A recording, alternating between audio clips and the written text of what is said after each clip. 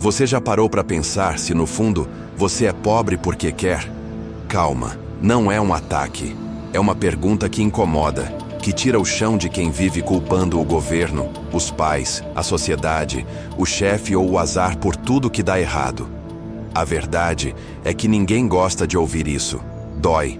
Parece injusto. Mas e se Napoleon Hill estivesse certo quando escreveu, quase um século atrás, que os pensamentos são coisas? E se sem perceber, você estiver alimentando pensamentos que mantêm você na pobreza, mesmo desejando o oposto? Neste vídeo, vamos explorar a verdade brutal por trás do sucesso e do fracasso financeiro. Não com achismos, mas com os princípios eternos de um dos livros mais transformadores da história. Quem pensa, enriquece. Napoleon Hill dedicou 25 anos de sua vida entrevistando os maiores milionários da época. Homens como Andrew Carnegie, Henry Ford e Thomas Edison revelaram seus segredos a um jovem determinado a entender por que alguns enriquecem e outros não. O resultado foi um manual mental, não de finanças, mas de programação mental para o sucesso. O livro não ensina truques de investimento, nem promessas mágicas. Ele revela algo mais profundo: o poder do pensamento aliado à ação persistente. Mas há um detalhe que muitos ignoram ou não querem aceitar. Hill não tolerava desculpas. Ele acreditava que a mentalidade de vítima era um veneno invisível que anulava qualquer chance de progresso. E é exatamente aqui que nossa jornada começa. A mentalidade de vítima é sorrateira. Ela não se apresenta como uma vilã declarada. Ela se disfarça de argumentos lógicos. O mercado tá ruim, não tenho oportunidades, ninguém me ajuda, fulano teve sorte. Parece realista, mas é uma prisão. Quando você adota essa forma de pensar, transfere seu poder para fora. Você diz, sem dizer, que não tem controle. E se não tem controle, também não tem responsabilidade, nem chance de mudar. Hill falava disso com clareza. O primeiro passo para enriquecer é assumir 100% da responsabilidade por sua vida. E isso é tudo, menos confortável.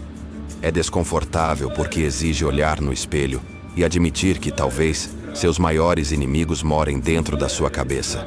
Por que tanta gente se apega à mentalidade de vítima? Porque ela dá uma falsa sensação de conforto.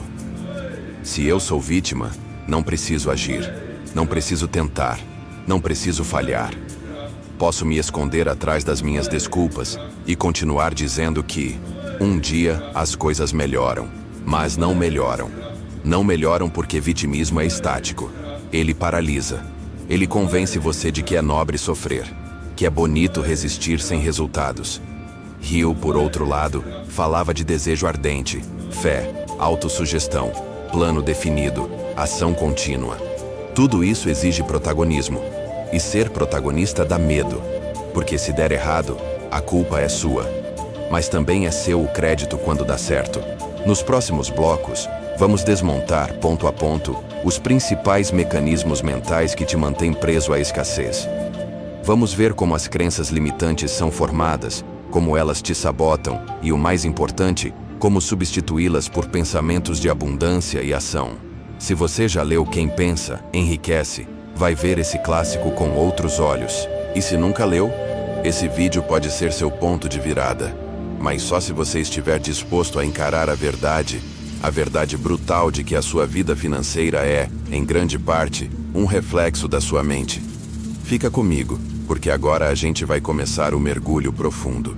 Como nasce a mentalidade de vítima? A mentalidade de vítima raramente nasce de forma consciente.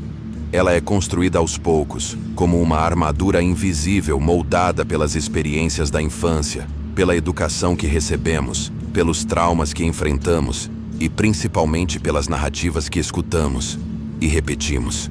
Quando uma criança cresce ouvindo que dinheiro é sujo, que quem enriquece fez algo errado, que o mundo é injusto e sempre será, ela forma crenças profundas sobre seu próprio valor e suas possibilidades. Com o tempo, essas crenças viram verdades absolutas. A mente humana tem uma tendência natural a confirmar aquilo em que acredita. Isso se chama viés de confirmação. Se você acredita que nunca vai ter dinheiro, sua mente vai procurar situações que reforcem essa crença. E é exatamente aí que começa o ciclo de autossabotagem. Napoleon Hill falava da importância de blindar a mente. Ele entendia que os pensamentos não são apenas reações ao mundo externo. Eles são, muitas vezes, a causa. Pensar como vítima atrai comportamentos de vítima. Procrastinação, comparação, inveja, ressentimento. E esses comportamentos geram resultados medíocres que reforçam a crença original. É um ciclo fechado. Por isso, o primeiro passo não é agir, é pensar de forma diferente. Mas como pensar diferente se você foi condicionado desde cedo a enxergar o mundo por uma lente de escassez? A resposta está no que Hill chamava de autossugestão, e vamos explorar isso mais adiante. Os 6 sinais silenciosos da mentalidade de vítima. A maioria das pessoas que vive com mentalidade de vítima nem percebe. Isso porque ela se manifesta de forma sutil, camuflada em comportamentos cotidianos.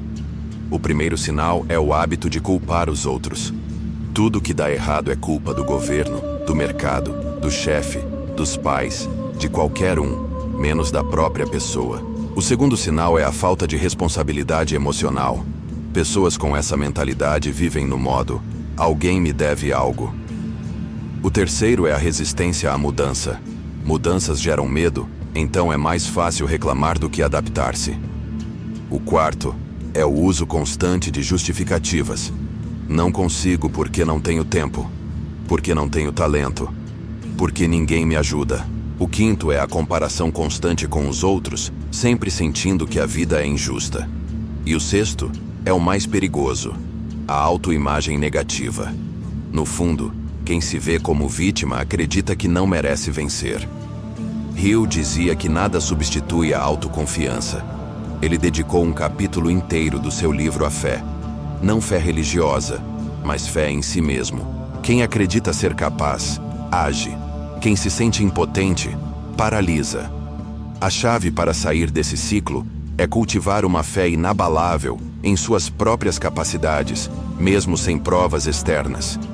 Isso exige disciplina mental, e é por isso que Hill recomendava repetir afirmações positivas diariamente. Ele entendia que, ao mudar o diálogo interno, mudamos a forma como agimos, e ao mudar nossas ações, mudamos nossos resultados. A vítima espera que o mundo mude, o protagonista muda a si mesmo. A lógica perversa da escassez. A mentalidade de escassez é irmã gêmea da mentalidade de vítima. Ambas nascem da mesma raiz, o medo. Medo de falhar, medo de perder, medo de não ser suficiente. Pessoas com essa mentalidade acreditam que o sucesso dos outros diminui suas chances. Enxergam o mundo como um jogo de soma zero. Se alguém ganha, outro tem que perder. Essa lógica perversa cria competição tóxica, inveja e paralisia. Mas Hill nos lembra que o universo é abundante. Ele acreditava que há riquezas suficientes para todos, desde que cada um saiba acessá-las. E o acesso começa na mente. A riqueza começa com um estado de espírito, com um propósito definido, com pouco ou nenhum trabalho duro, escreveu ele. Isso não significa que o esforço não seja necessário. Significa que o esforço, sem direção mental, é inútil. Quantas pessoas você conhece que trabalham duro, mas continuam pobres? Não é sobre trabalhar mais. É sobre trabalhar com clareza, com propósito e com mentalidade certa. O que te impede não é o cansaço, é a desorganização mental. Hill insistia: tenha um plano, um objetivo claro, um desejo ardente e, acima de tudo, não aceite desculpas, nem de si mesmo. Porque no jogo da escassez, quem joga para não perder, já perdeu. Histórias de superação, quando a mente vence o destino. Ao longo da história, inúmeros exemplos demonstram como a mudança de mentalidade pode transformar completamente a trajetória de uma pessoa. Napoleon Hill, em Quem Pensa, Enriquece, relata casos de indivíduos que, mesmo diante de adversidades extremas, conseguiram alcançar o sucesso ao adotarem uma mentalidade positiva e proativa. Um exemplo marcante é o de Helen Keller, que, apesar de ser surda e cega desde a infância, tornou-se uma autora e ativista de renome mundial. Sua história é um testemunho do poder da determinação e da crença inabalável em si mesma. Outro caso inspirador é o de Thomas Edison, que enfrentou inúmeras falhas antes de inventar a lâmpada elétrica. Sua persistência e fé em sua capacidade foram fundamentais para sua conquista. Essas histórias evidenciam que, independentemente das circunstâncias, é possível reescrever o próprio destino ao adotar uma mentalidade de crescimento e resiliência. Estratégias práticas para reprogramar a mente. Transformar a mentalidade requer ações concretas e consistentes. Napoleon Hill propõe diversas estratégias para reprogramar a mente e alinhar os pensamentos com os objetivos desejados. Afirmações diárias. Repetir frases positivas diariamente ajuda a reforçar crenças fortalecedoras. Por exemplo, sou capaz de alcançar meus objetivos financeiros. Visualização criativa. Imaginar-se alcançando suas metas cria um forte estímulo emocional, motivando ações alinhadas com esses objetivos. Autossugestão. Alimentar a mente com pensamentos positivos e construtivos influencia o subconsciente a agir em conformidade com esses pensamentos. Ambiente positivo. Cercar-se de pessoas que compartilham de uma mentalidade de crescimento e sucesso reforça essas crenças e comportamentos. Educação contínua. Buscar constantemente conhecimento e habilidades que contribuam para o desenvolvimento pessoal e profissional. Implementar essas estratégias de forma consistente pode levar a uma transformação significativa na forma como se pensa e age em relação ao sucesso e à riqueza.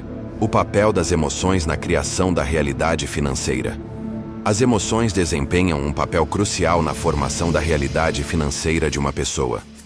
Sentimentos como medo, dúvida e insegurança podem sabotar o progresso, enquanto emoções positivas como confiança, gratidão e entusiasmo impulsionam ações alinhadas com o sucesso. Napoleon Hill destaca a importância de controlar e direcionar as emoções para alcançar os objetivos desejados. Ele sugere que, ao substituir emoções negativas por positivas, é possível alterar significativamente os resultados obtidos. Práticas como a meditação, a gratidão diária e o mindfulness ajudam a cultivar emoções positivas e a manter o foco nos objetivos. Além disso, é fundamental reconhecer e lidar com emoções negativas de forma saudável, evitando que elas dominem as decisões e ações.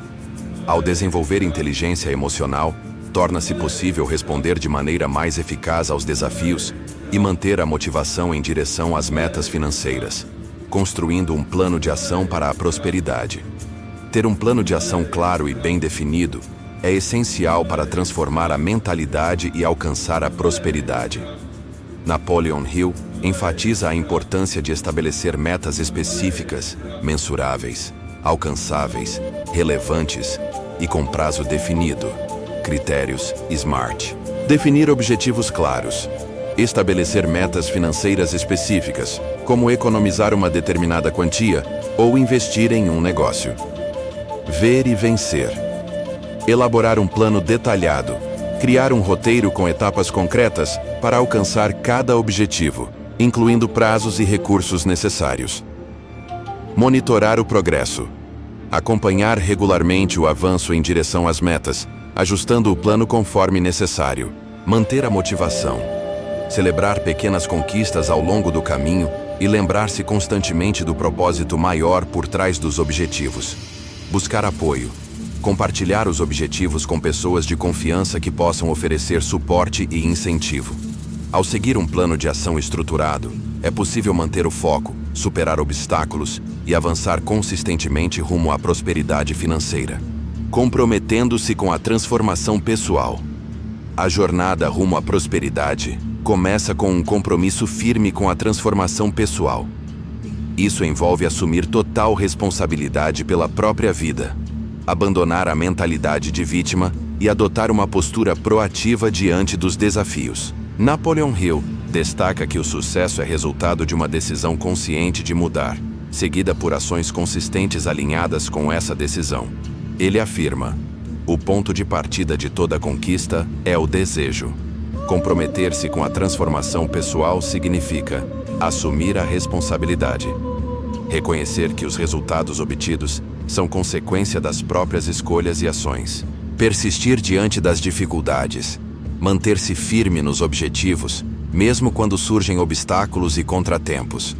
Buscar crescimento contínuo, estar sempre disposto a aprender, evoluir e adaptar-se às mudanças. Cultivar a autoconfiança, acreditar na própria capacidade de alcançar os objetivos e superar desafios. Agir com propósito, tomar decisões e realizar ações que estejam alinhadas com os valores e metas pessoais. Ao comprometer-se com a transformação pessoal, é possível não apenas alcançar a prosperidade financeira, mas também viver uma vida mais plena, significativa e realizada. Conclusão: a mentalidade de vítima é uma prisão invisível que impede o crescimento e a realização pessoal. Por outro lado, ao adotar uma mentalidade de crescimento, assumir a responsabilidade pelas próprias ações e comprometer-se com a transformação pessoal, é possível alcançar níveis extraordinários de sucesso e prosperidade. Lembre-se, você não é definido pelas circunstâncias, mas pelas escolhas que faz diante delas. A decisão de mudar está em suas mãos.